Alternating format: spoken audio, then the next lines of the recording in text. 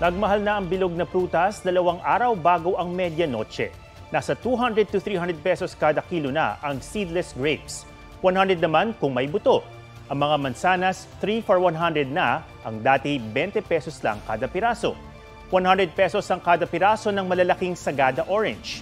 50 pesos naman ng lemon at 240 ang longgan. Mataas na rin daw kasi ang kuha ng mga nagtitinda, kaya kailangan rin nilang itaas ang presyo. Ang ibang mamimili, hindi na raw kukumpletuhin ang 12 prutas dahil sa mahal nito. Ang presyo naman ng ham sa sikat na bentahan sa Quiapo, Maynila, naglalaro sa 1,320 pesos hanggang mahigit 1,800 pesos. Ang scrap ham nasa 1,640 na. Hindi daw tulad noong Pasko, mas matumal ang bentahan ngayong magbabagong taon. 40 pesos na raw ang itinaas ng kada kilo ng ham pagpasok pa lang ng Disyembre.